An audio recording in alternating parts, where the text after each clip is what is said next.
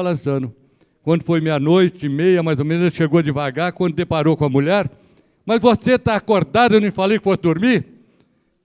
Ela disse, meu bem, eu não queria que você dormisse sem tomar um chá, eu fiz umas bolachas muito gostosas para você.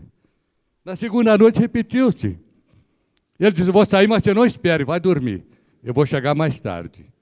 Porque ele estava assediado, aquele desejo das cartas, da mesa de jogo, e voltou, então, 2h da manhã. Quando chega em casa, ela estava balançando no sofá, ele deu uma bronca, você não devia ter dormido, já te falei, você não me espere. Ela disse, não, meu amor, a vizinha hoje mandou um bolo tão gostoso, eu não queria que você dormisse, eu comi um pedaço de bolo. E assim foi noites sucessivas, até que um ponto ele não tolerou mais. Na mesa de jogo ele jogou as cartas e disse, não jogo mais. O amor venceu, mas só um coração de mulher poderia fazer isso. De forma que eu, maninha, quero estar com você em tudo que você precisar. Me convoque para estar nessa batalha de acabar com esses monstros. Doutora Débora, mete na cadeia, safado. Mete na cadeia. Porque são bandidos, tropadores, irresponsáveis. E tem que acabar. Nós sabemos que é difícil, não é fácil, mas não é impossível. Nós sabemos que o governador já tomou providências para que esse assunto fosse resolvido. Eu queria dizer para a doutora Arlete, tem a Granja das Oliveiras, é um espaço muito grande, pode-se fazer muita coisa. Eu já sugeri várias vezes que aquilo ali seja transformado em termos empresariais, fabricar, vender para ganhar fundos para manter. Acolher ali meninas, meninos, para educá-los, para que seja amanhã o cidadão do mundo. E também, doutora Arlete, eu lamentei muito um projeto de lei dos ônibus que são molestadas mulheres. Eu tenho uma empregada que todo dia ela chega em casa reclamando. São molestadas. Esse projeto é do deputado Daniel Marques e do deputado Luiz Estevam, de alta importância. Eu queria que o governador revogasse a atitude dele de ter vetado esse projeto, porque ele é de tão alta importância que vamos acabar dentro dos ônibus esse bandidismo contra a mulher, para que haja o respeito. De forma que quero deixar aqui a minha mensagem às mulheres, que hoje é dia dos namorados, namorem, amem muito, porque a mulher tem muito amor no coração para dar. E dê esse amor, porque só esse amor constrói para a eternidade e transforma os homens maus em homens de bem. Obrigado.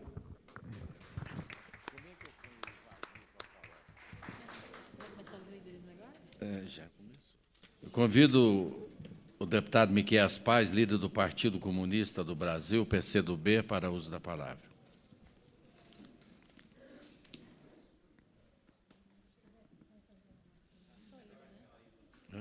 Não, é porque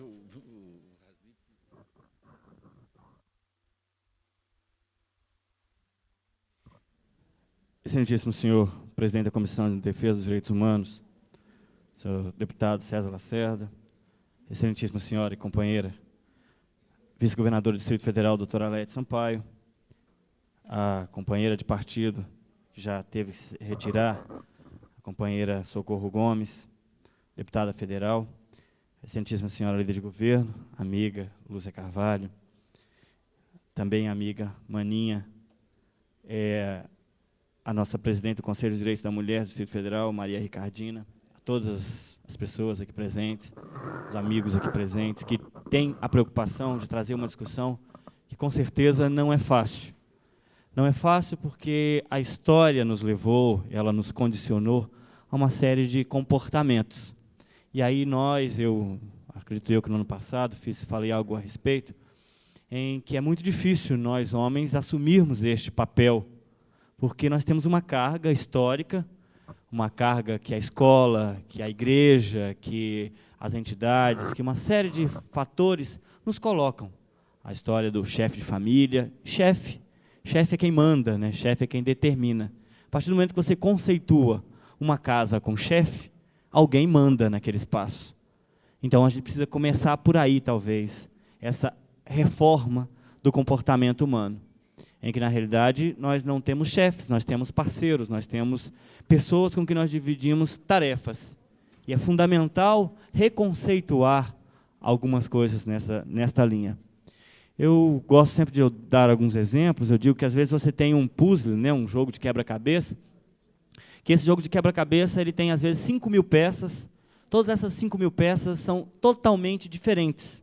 Mas, se algumas delas desaparecerem, ou se algumas delas não tiverem adequadas a formarem aquele conjunto, não adianta, que a gente não vai conseguir chegar ao final de algumas gravuras, que muitas vezes são belíssimas. E é mais ou menos assim o ser humano. A gente acaba sempre favorecendo a divisão, a gente acaba sempre, em nome do poder, em nome da supremacia, compartimentalizando, dividindo, fracionando, porque assim se torna muito mais fácil o domínio.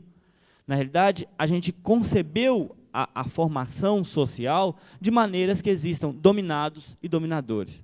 E aí, naturalmente, isso vai ser sentido com mais certeza no lado mais frágil. Ou é o mais frágil do ponto de vista social, é o mais frágil do ponto de vista daquele que não tem capacidade de resistência, porque um grupo detém o poder, porque um grupo detém as armas, porque um grupo detém o mecanismo de alteração, de legalidade, de legalismo. Ou, então, é ainda o grupo mais fraco do ponto de vista físico. E aí a gente tem a criança, aí a gente tem a mulher, aí a gente tem o adolescente. Hoje, infelizmente, tem se acentuado, talvez por essa crise mundial que assola a humanidade, em que cada dia mais se distancia, cada dia mais se aparteia-se uma quantidade de pessoas mais significativas, sem emprego, sem qualidade de vida decente. Naturalmente, essas coisas começam a aflorar com muito mais intensidade. Naturalmente, a agressão aos mais frágeis, eu não diria às minorias, porque mulher não é minoria, né? A gente tem, é estatístico, mulher é maioria do ponto de vista matemático, ela é maioria no ponto de vista da participação social, das tarefas que executa, ela é uma maioria. Ela é ainda a mais fragilizada dentro de uma conduta social que a gente adotou milenarmente. E aí a gente tem momentos como esse, na realidade, uma tentativa de corrigir essas falhas que a história nos impôs, e que nós temos hoje a difícil tarefa de reconstruir essa história. E eu, particularmente, gostaria de fazer uma sugestão, sair do lado estatístico, do lado de pensamento, de reflexão, para algumas sugestões. O que é que nós podemos fazer do ponto de vista prático para que a gente altere esse quadro? Aqui foram colocadas algumas coisas importantes. Por exemplo, um programa de educação nas escolas. É fundamental, isso é elementar. Se a gente quiser fazer qualquer transformação, é preciso estabelecer um programa claro, com metas, com cronograma e com um objetivo básico, a educação e a formação no tocante à defesa da cidadania, que passa por entender que o ser humano é uma coisa só, né? A gente é tão único que, às vezes, a beleza da natureza nos divide, transforma em dois gêmeos. A gente é tão uma coisa só que a própria natureza já nos ensina que nós somos únicos, e a gente ainda não conseguiu aprender isso. A gente ainda não conseguiu conviver com essa ideia de que nós somos apenas um, e que temos as diferenças, e que essas diferenças são as nossas coisas mais belas. Imaginem só, se toda a sociedade fosse composta só de mulheres, se toda a sociedade fosse composta só de homens, se toda a sociedade fosse composta só de negros, se toda a sociedade fosse composta só de brancos, seria algo extremamente angustiante, acredito eu. Né? Seria algo que nos angustiaria muito, porque a nossa riqueza está exatamente na diversidade. E a gente precisa aprender a conviver com essa diversidade. E essa diversidade precisa ser trabalhada lá na essência, que é a escola. Recentemente o governo lançou uma campanha contra a exploração sexual da adolescência e da criança e da adolescência. Eu acredito que, nesse mesmo mote, poderíamos lançar, a nível de Distrito Federal, uma grande campanha de conscientização em defesa dos mais frágeis, em especial em defesa da mulher, no âmbito das escolas. E aí nós estaremos fazendo algo prático. Nós estaremos fazendo algo que terá um resultado que a gente poderá, quiçá daqui 1, 2, 3 anos, perceber essa diferença. E é o que tem faltado, eu acredito, hoje. A gente tem feito, às vezes, muitas atividades que têm um caráter de explanação, e a gente ainda tem feito pouco do ponto de vista prático. porque eu, enquanto cidadão, acredito e tenho consciência das minhas debilidades, tenho consciência das agressões que eu já cometi, e aqui não nego, com certeza, acho que quase todos nós aqui presentes cometemos já algum tipo de agressão contra alguma minoria. A gente vai contra algum mais frágil. Com certeza nós já fizemos isso. Quantas vezes nós já não falamos, não agredimos alguém que nos presta um serviço, que nos solicita uma ajuda? Quantas vezes nós não fizemos isso? E aí, no nosso companheirismo doméstico, com certeza, fizemos isso, e nos cabe agora achar mecanismos para que a gente não repita isso. Eu acho que cabe, mais do que nunca, a gente ter a certeza que precisamos estabelecer formas concretas de combater. E aí vai aqui essa minha sugestão, gostaria de apresentar a nossa vice-governadora, que a gente pudesse desenvolver um programa educacional que estabelecesse alguns cronogramas de atividades, que não fosse uma vez por ano, dia 8 de março, só o Dia da Mulher, e fala-se, e aí já acabou, já o próximo ano no ano que vem a gente discute isso novamente. Não, mas que a gente desenvolvesse dentro das escolas um programa curricular em que fosse avaliada a questão não só da sexualidade enquanto comportamento, mas do que os direitos, o que é cidadania, quais são os direitos, aonde se denuncia, ter painéis nas escolas com telefones, com cartazes, com propagandas, vídeos que podem ser produzidos. Nós temos aí uma secretaria, só concluindo, senhor presidente, nós temos uma secretaria de comunicação que tem a capacidade de produzir vídeos que podem ser distribuídos nas escolas, dando levantamentos, dando os dados, e que essas coisas possam ser constantemente utilizadas. E aí eu acho que a gente vai estar fazendo uma interferência prática. Aí a gente vai estar tentando remediar o que a história, durante alguns milênios, ainda não conseguiu avançar em sua plenitude. Ela conseguiu, sim, dar grandes passos, mas é preciso que a gente acelere. E Brasília, por sua característica, pela sua forma, pela maneira responsável com que essa sociedade se comporta, ela pode ser um grande exemplo nesse sentido. Parabenizo, não poderia deixar de ser, as deputadas Maninha, a deputada Lúcia, minhas grandes amigas nessa casa, que pela essa iniciativa, e que é fundamental que iniciativas como essa continuem existindo, e que a gente agora, eu acredito que a Câmara já executou um papel até então, e que ela agora parta para novas atividades, que, ou seja, atividades do ponto de vista prático, que a gente possa extrair elementos que a gente acompanhe, que a gente fiscalize e que a gente perceba se essas coisas realmente estão acontecendo. Parabéns, parabéns às deputadas, parabéns a essa casa por esse dia. E a você também, deputado. Nós agradecemos a presença do senhor Carlos Alberto Almeida, diretor da Federação Internacional dos Jornalistas, a FIS, e Federação Nacional dos Jornalistas, FENAS. Agradecemos também a presença do administrador regional do Núcleo Bandeirante, Abdel Carajã.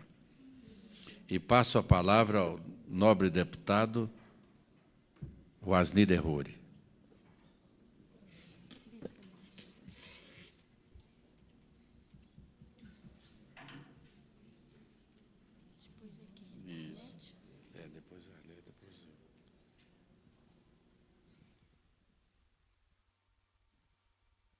Senhor presidente, senhores deputados, companheiras e companheiros aqui presentes nessa sessão, eu gostaria inicialmente, senhor presidente, de cumprimentar a mesa formada com a nossa vice-governadora, companheira Arlete Sampaio, muito bem definida pela companheira Maninha, guerrilheira dessa cidade na luta dos trabalhadores, em particular das mulheres, a qual, nesse momento, eu rendo as minhas homenagens, companheira Lúcia, companheira Maninha, pelos seus esforços de dar prosseguimento a esta luta, uma luta difícil, árdua, muitas vezes inóspitas, porém, da onde nascem as grandes construções.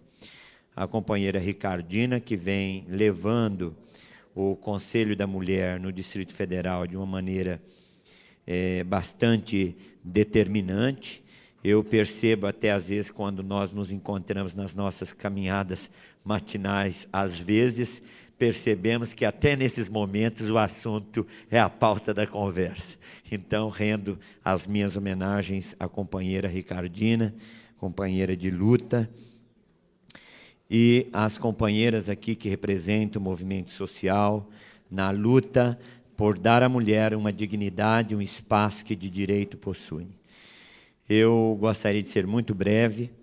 Em primeiro lugar, de cumprimentar esta casa como um todo, que teve a lucidez de dar esse espaço ao longo da sua trajetória de construção, em particular a deputada Lúcia Carvalho, ao desenvolver o projeto do assédio sexual, projeto que esse hoje é lei, e lei, por sinal, de exemplo a todo o país, e também os projetos que têm sido agregado, né, e agora particularmente reforçado pela presença da companheira Maninha nesta casa. Me lembro até mesmo da deputada Rosemary, quando levou essa questão da violência à mulher aqui em vários momentos, não poderia deixar de registrar essa contribuição, ainda que não integrante da nossa agremiação política.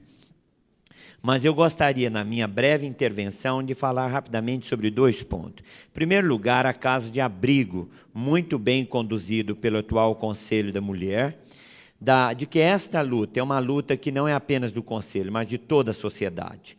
Ela é uma casa de referência, ela é uma casa de sustentação àquelas mulheres agredidas, violentadas, que toda a sociedade do Distrito Federal tem de abraçar como referência numa situação deplorável, sobretudo as mulheres agredidas.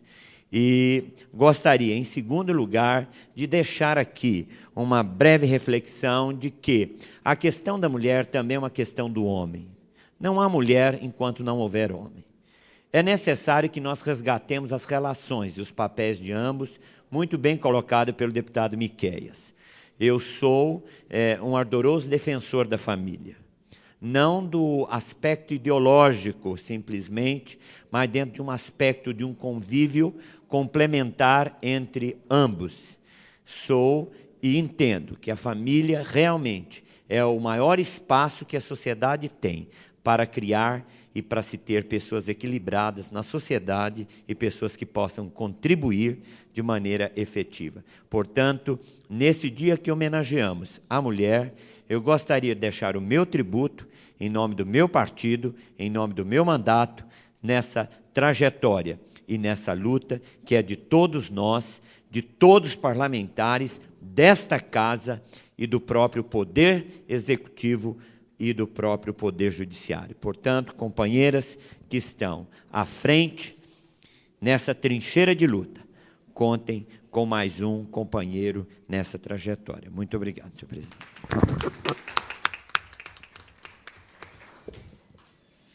É com alegria que nós ouviremos agora as palavras da excelentíssima senhora vice-governadora do Distrito Federal, doutora Arlete Sampaio.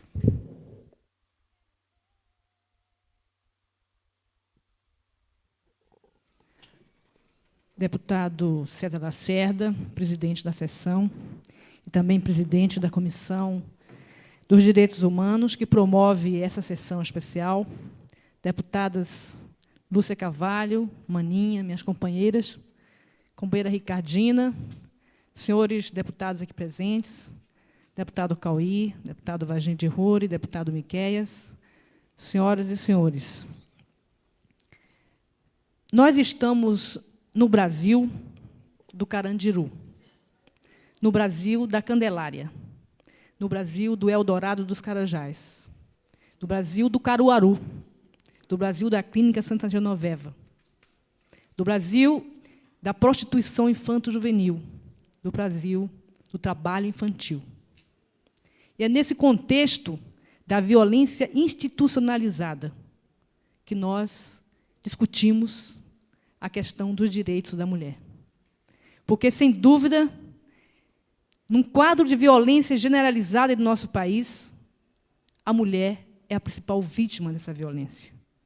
E as estatísticas aqui mencionadas são o testemunho irrefutável dessa realidade. Nós até fomos competentes, enquanto mulheres organizadas, para avançar, pelo menos no texto legal, em alguma coisa que pudesse respaldar a nossa ação, na luta pela conquista dos direitos iguais entre homens e mulheres. Nós fomos competentes para inscrever na Constituição da República um novo capítulo que criminaliza todo aquele que pratica crimes de discriminação contra a mulher e coloca esse crime como um crime inafiançável. Mas agora nós estamos diante de um desafio ainda maior, porque é o desafio de tirar da letra fria da lei esses direitos, de torná-los realidade, de criar instrumentos que sejam capazes de fazer com que a lei, de fato, se aplique. E aqui nós ouvimos diversos depoimentos fundamentais, importantíssimos, para demonstrar que a realidade da violência contra a mulher se faz ver também aqui no nosso Distrito Federal, com os dados que foram apresentados. São 60 denúncias diárias de maltratos contra a mulher. São 450 estupros realizados no ano passado. São 2.143 ameaças constatadas, 5.527 lesões corporais constatadas. E a gente tem que se perguntar como que nós podemos, enquanto cidadãos, enquanto poder legislativo, enquanto poder executivo, criar os meios de evitar que essa tragédia permaneça. Nosso governo tem procurado e tem conseguido, inicialmente, fortalecer o Conselho dos Direitos da Mulher. Fortalecer a partir de um processo de democratização que criou as condições para que esse Conselho tivesse a mais ampla representação das mulheres de todo o Distrito Federal. E, a partir desse Conselho e do lançamento da campanha contra a violência sobre a mulher, e, como já disse a Ricardina anteriormente, com a construção dos fóruns locais, fazer com que esse debate seja feito o mais amplamente possível em todo o território do Distrito Federal, porque é preciso também, é necessário conscientizar todas as nossas mulheres de que ela tem o direito a viver sem violência. E, portanto, ela deve denunciar toda a violência da qual ela seja vítima. A Secretaria do Desenvolvimento Social está ultimando os preparativos para a constituição do Centro de Apoio à Mulher, que será um centro constituído de oficinas de capacitação profissional, porque esse é um dos maiores problemas que as nossas mulheres demonstram. É a sua dificuldade de sobrevivência sem o companheiro, que às vezes leva a que ela seja sujeita a suportar maus tratos em função da necessidade de sobreviver. Então, é preciso criar as condições de que essas mulheres também tenham acesso ao mercado de trabalho, para que elas possam ser cada vez mais autônomas e, consequentemente, possam ter mais condições de denunciar a violência da qual ela é vítima. Nós temos a política de ampliação dos postos da DEAN, e essa já é uma decisão da Secretaria de Segurança Pública, que toda nova delegacia que vai ser construída ou inaugurada já tenha um espaço destinado à colocação do posto da DEAN. Nós temos já o projeto, e esperamos que ele seja realidade o mais breve possível, da construção da Casa-Abrigo, que é um espaço para onde a mulher será referenciada toda vez que ela for sujeita a maus tratos e não puder retornar ao seu lar, porque, sem dúvida, haverá continuidade desses maus tratos. E, recentemente, nós recebemos aqui, em Brasília, a presidente da Unifem, que é um organismo das Nações Unidas que trata sobre a questão da mulher. E nós estabelecemos um convênio para que Brasília sediasse um centro experimental de programas para combater a violência contra a mulher, que nós esperamos que seja realidade o mais breve possível. E eu concordo inteiramente com o que disse aqui o companheiro Miqueias, que é necessário que nós tenhamos, em toda a rede pública de ensino do Distrito Federal, uma disciplina de educação sexual. Porque é dessa forma, desde cedo, trabalhando as consciências das nossas crianças e dos nossos adolescentes, que nós podemos reverter esse triste e lamentável quadro da impregnação cultural que existe da discriminação à mulher. E eu acredito que esses esforços juntos nós podemos contribuir para diminuir, para minorar o quadro de violência contra a mulher. Essa discussão que nós estamos realizando, na verdade, é uma discussão da igualdade de direitos, é uma discussão da conquista dos direitos humanos. E, portanto, por isso mesmo, é uma luta que não diz respeito exclusivamente às mulheres. É uma luta que diz respeito a toda a sociedade, a homens e mulheres conscientes, que procuram lutar por um mundo melhor, que procuram construir uma sociedade mais justa, mais fraterna e mais solidária. Muito obrigada.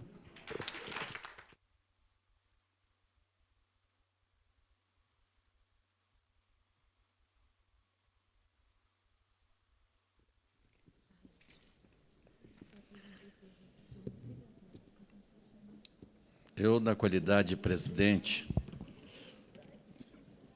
da Comissão de Direitos Humanos e Cidadania, eu estou muito feliz de ver hoje os pronunciamentos aqui feitos. A plateia pequena, realmente, mas nós temos aqui a vice-governadora Arlete, a quem eu saúdo, deputada Maninha, a deputada Lúcia Carvalho, a senhora presidente do Conselho dos Direitos da Mulher do Distrito Federal, Maria Ricardina, e ouvi atentamente, em nome dos deputados que compõem a Comissão dos Direitos Humanos e dos funcionários, ouvi atentamente todos os pronunciamentos, ouvi da pesquisadora, professora Lourdes, que aqui falou tão bem, da nossa vice-governadora Arlete, Miqueias, Cauí, né, e todos que aqui pronunciaram, principalmente as deputadas presentes dessa casa, e que falaram. E eu vou cumprimentar também as nossas meninas da imprensa que estão aí presentes para prestigiar e divulgar o que acontece, que estão ali no aquário. E tem um rapaz também, Né? Viu? Não, o rapaz eu não cumprimento hoje, não. Mas, olha, às vezes, eu queria terminar, e eu vou fazer dentro do horário previsto de 5 minutos, a minha dificuldade para falar aqui hoje. E vou fazer uma confissão, doutora Arlete. Eu perdi o sono essa noite. Eu acordei de madrugada, eu tinha pedido à Cátia para fazer meu discurso, e ela fez. Eu gostei muito do discurso da Cátia, muito bom. Ela fez com muito carinho, mas eu perdi o sono, porque como é que eu vou falar de uma coisa que eu não conheço? Se me mandar eu falar sobre o astronauta, eu vou ler, vou pesquisar, vou falar alguma coisa, e não vou falar tão bem, professora Lourdes, como a senhora falou, com dados, com estudo, a Ricardina, porque eu não conhecia a violência contra a mulher. Eu não conheço a violência contra a mulher, porque eu vim de uma família que meu avô e minha avó tiveram 8 filhos, e não via violência contra a mulher na família do meu avô, com quem eu convivi. Depois, na família de meu pai. 7 filhos. Eu não tive violência contra a mulher, nem com meus irmãos e nem com as minhas irmãs, que a praticaram. Eu tenho 7 filhos, também não conheço a violência. Tem 6 casados. Eu convivo com 24 deputados que não têm violência contra a mulher. Eu sei que todos têm um amor muito grande à esposa. Eu vejo aqui, deputado Cauí, o dia que o senhor me falou que o senhor amava a sua esposa, ali no café, que coisa importante para nós, como deputado, ouvir uma palavra dessa, como eu vejo a convivência do deputado Daniel, os deputados aqui presentes, o deputado Miqueias, Edmar Pirineus, o deputado Wasni Derrori, o deputado Luiz Estevam, o carinho que trata a mulher. Então, eu não posso falar sobre a violência contra a mulher, porque eu não estou preparado para isso, porque eu sei que talvez o combate maior da violência contra a mulher seja o amor. Se nós pregarmos mais o amor e menos cadeia, nós então teríamos a diminuição da violência contra a mulher. Porque se nós não conhecemos da nossa família, não conhecemos do ambiente em que vivemos, e que todos pregam o amor, o carinho. No meu gabinete está aqui presente uma das representantes do meu gabinete, a Simone, e está minha filha também, representando a minha família, e sabe que nem no meu gabinete há violência contra a mulher praticada por maridos, ou pais, ou irmãos. Parece cortaram minha palavra, não? Então, é muito difícil a gente falar sobre isso. É como eu me senti assim, que tem 2 salões diferentes. Um salão muito chique, muito bonito, aonde tocando valsas maravilhosas, Danúbio Azul, essas coisas, e entra um para fazer, o vice-governador, uma apresentação, e entra ali de bermuda, sem camisa, e eu estava me sentindo desse jeito em falar sobre a violência da mulher. Ou, ao contrário, um vestido de fraque, de cartola, que quer ir num baile, um baile de debutante, ou, quem sabe, um baile de formatura, das normalistas, que tem até aquela música bonita, normalista linda, né? O deputado Daniel, que gosta demais dessa música, né? Então, em vez de nós ouvirmos ali o Danúbio Azul, a gente entra ali vestido de fraque e tudo, e está todo mundo de bermuda e cantando aquela música de Quem Esse Jegue. Então, eu acho, se nós, homens, e vocês, mulheres, se nós cultuarmos o amor que nós aprendemos, e que eu também vi aqui nessa casa hoje, esse amor na figura de uma mulher que é grande como mulher, que é a esposa do deputado Benício, que quando eu falei sobre Benício Tavares, ela veio e me pediu licença para me dar um beijo. Eu me senti muito bem e gratificado por aquilo que eu falava. Eu, quando vejo a presença das minhas 2 colegas, a Lúcia Carvalho, que agora mesmo atendeu um telefone, que era o marido dela, e que falou com ela no telefone. Falou, meu bem, hoje é nosso dia, nós vamos almoçar junto. E eu ainda queria ir junto com ela, ela não aceitou. Eu falei, me chama também, que eu vou e tal. Né? E ver a deputada Maninha, o carinho que Toninho tem por ela também, eu acho que é uma gratificação.